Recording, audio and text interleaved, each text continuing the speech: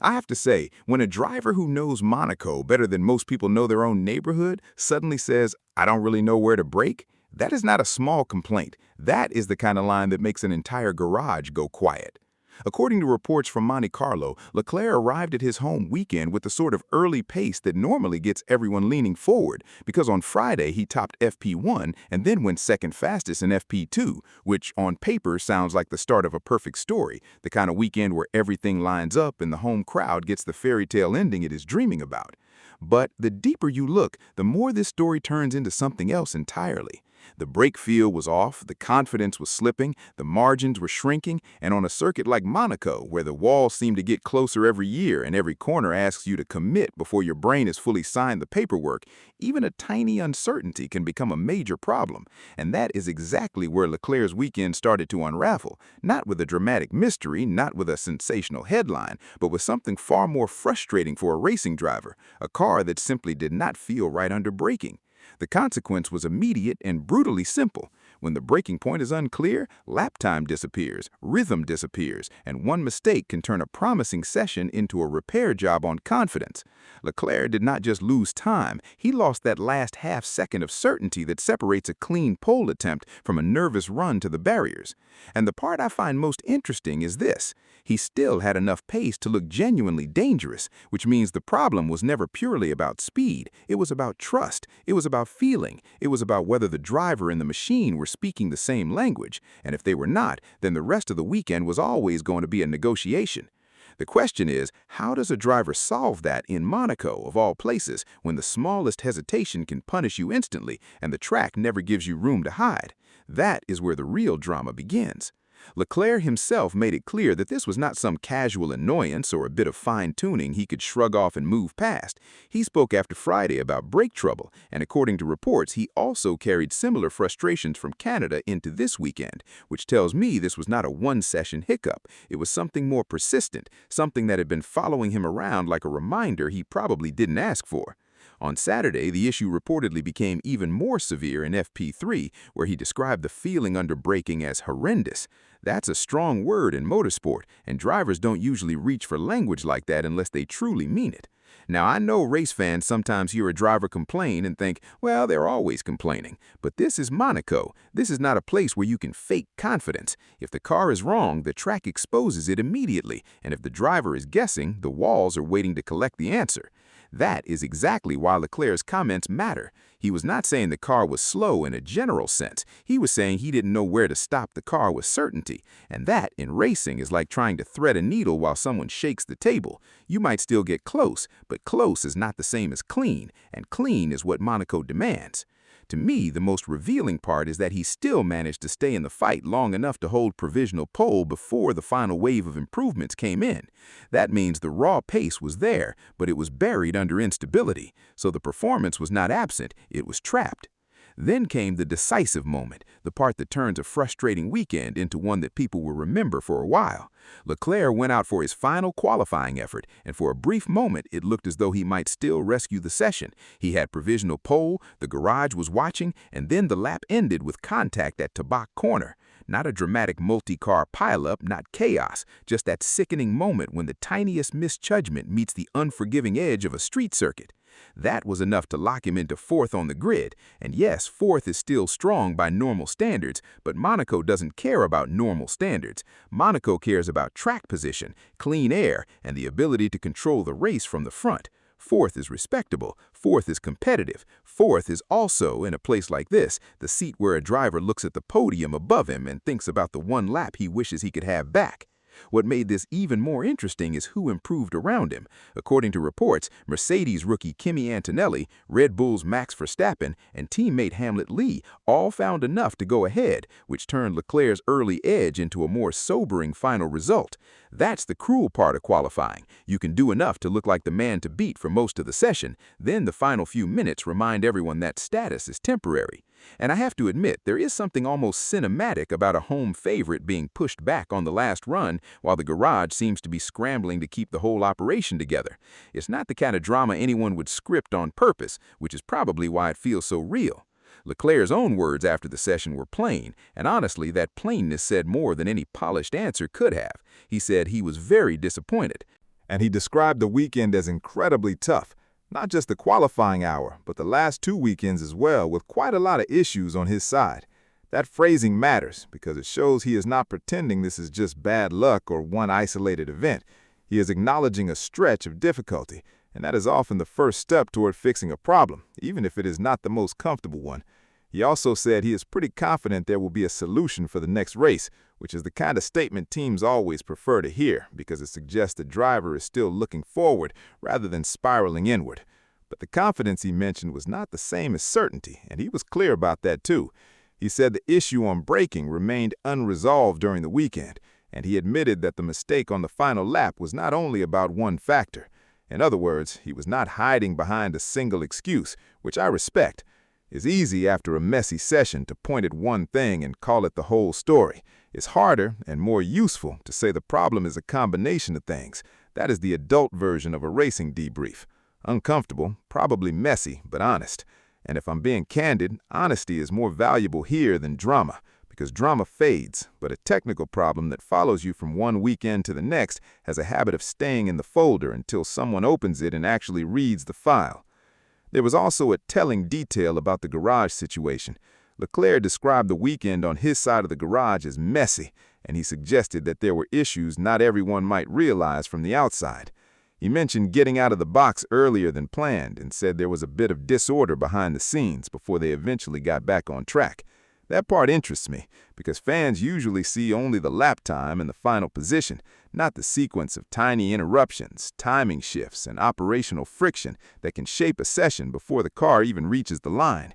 People love a simple narrative. Driver pushes hard, driver makes mistake, result follows. Reality is usually uglier and more interesting. A qualifying session is a chain, and if one link is out of place, the whole thing starts to wobble. Leclerc is saying they had to regroup before he could get 2 laps in the final phase tells us the challenge was not just mechanical, it was logistical, procedural, and psychological all at once. And that's probably why his frustration felt so heavy.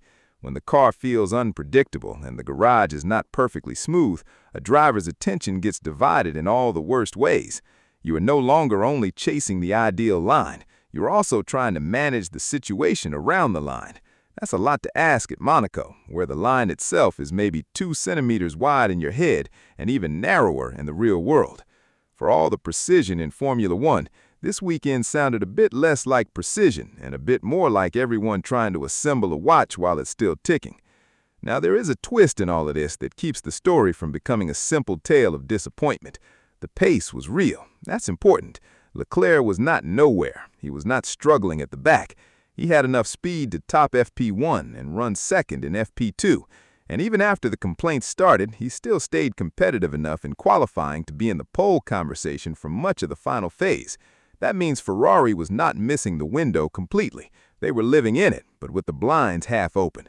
And in Monaco, half open is often enough to ruin everything. Leclerc also said that he could feel when things clicked around the track and when he was confident, which tells you the feeling was there in flashes. The problem was consistency.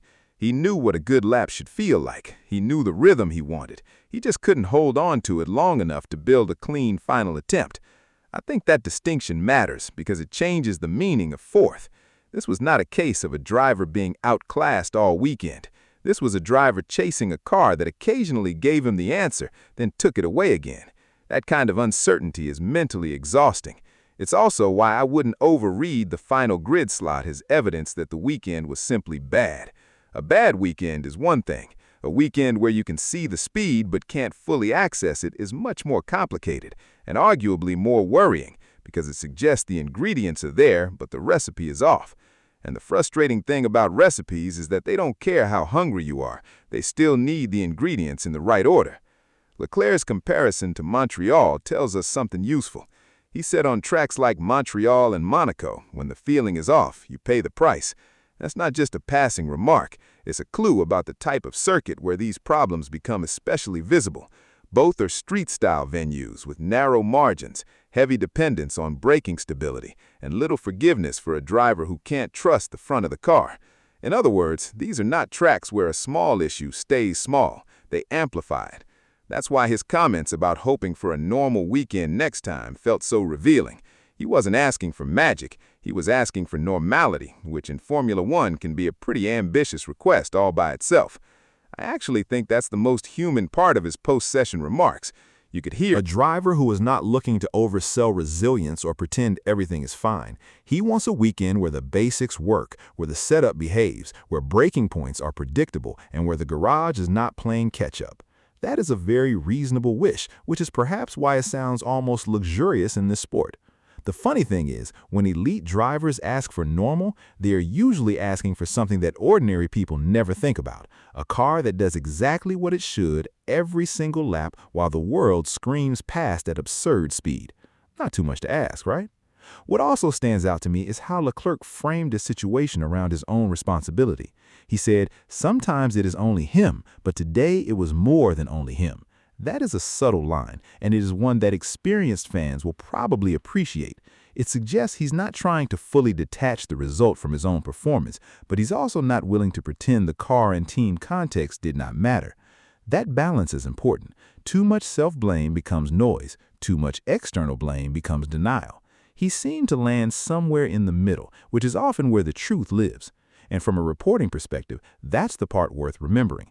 There was driver error on the final lap, yes, but there were also recurring equipment concerns and garage-side complications that made the session harder than it needed to be. Put all of that together and fourth place looks less like a clean verdict and more like the final page of a messy file. It's tempting to reduce Monaco qualifying to a simple story of who nailed the lap and who did not, but that would miss the bigger picture. This was about a driver trying to build confidence in a car that would not fully cooperate on a circuit that punishes hesitation during a session where the final attempt ended in contact before the job was finished. That's a lot of moving parts for one afternoon, and to be honest, that's why I still see some encouragement in the result. Not because fourth is amazing, but because the speed was there underneath the turbulence. The foundation is not gone, it just needs to be made usable.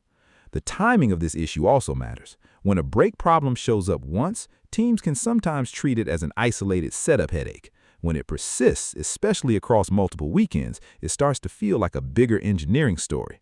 Leclerc mentioning similar trouble in Canada gives that possibility more weight. That doesn't mean a dramatic system failure or some huge scandal, and I want to be careful there because nothing in the available reports supports that kind of leap. But it does suggest a pattern worth watching, and patterns matter in Formula One because they affect how aggressively a driver can attack a lap. If you have to keep some mental reserve for uncertainty, you're already slower than the ideal version of yourself. Not by a lot, maybe only a fraction, but in qualifying, that fraction is everything. The difference between provisional pole and fourth can be a tiny hesitation, a slight mistrust, or a moment of overcommitment at a corner like to back. That tiny gap is what makes this sport so ruthless. It's also what makes it so fascinating. No one really cares that you were only a tenth away from glory if the stopwatch says you were a tenth away from glory. The sport rewards precision, and memory has no mercy. One lap is a spotlight, and the spotlight never explains itself. It just turns on and points. That's why Leclerc's frustration feels so relatable, even if most of us will never know what it's like to brake from 180 miles an hour with a wall waiting nearby. The emotional structure is familiar. You know something is off, you know you're capable of better, and you can feel the results slipping away while you're still trying to fix it in real time. Looking ahead, the obvious question is whether Ferrari can turn the page quickly. That next race confidence Leclerc mentioned will be tested almost immediately because a driver's belief only goes so far if the underlying issue is not addressed. The team will need to look at the full picture: brake behavior, setup balance, garage procedure, and the way the car communicates in those decisive moments before the driver commits to a lap. None of that is glamorous, but that's where races are often won or lost. There's no headline for a perfectly sorted brake pedal until the driver suddenly finds 2/10 and everyone asks why the pace returned. That's how it usually goes. One week the car feels like a question mark. The next week everything feels normal and everyone acts as though the answer had always been obvious. That's motorsport in a nutshell. And if Ferrari does solve this, Leclerc's comments from Monaco may age very differently in hindsight. They could become the warning signs that preceded a correction rather than the start of a deeper slump. That's why I would avoid overreacting to the final fourth-place result on its own. It's meaningful, yes, especially at home, but it's not necessarily final. The story is still open, the car still has pace, the driver still believes there's a fix, and the remaining question is whether the next weekend rewards that belief or exposes another layer of the same issue. That's the part I'll be watching most closely, because a single troublesome qualifying session is news, but a repeated pattern is a much bigger story. And from the fan side, this is exactly the kind of weekend that leaves you equal parts disappointed and curious. Disappointed because the home hero was clearly not at ease. Curious because the raw speed was still visible enough to suggest there's a better version of this same story waiting somewhere down the road. That tension is what keeps motorsport compelling. The result alone doesn't tell the full truth. The feel behind the result does. Leclerc's comments were not the words of someone who thought everything was fine and a little unlucky. They were the words of a driver who felt the weekend slipping away for reasons he couldn't fully control, and who expects the next race to look different. That expectation matters. It means he hasn't lost the bigger picture. It means the confidence has been bruised, not broken, and that, in a season as long and exhausting as this one, can make all the difference. I don't think anyone in Ferrari should celebrate this Saturday, and I don't think Leclerc would want them to. But I also don't think this is a story of collapse. It's a story of friction, frustration, and a driver trying to keep his footing while the car refuses to make things simple. That's a much more interesting story anyway. It's the kind of story that makes you lean in because you can already see the next chapter forming. Will the solution arrive in time? Will the feeling come back? Will Monaco turn out to be a painful outlier or the first sign of a deeper problem? For now, the answer is still hanging in the air. And honestly, that's exactly why the weekend still feels alive.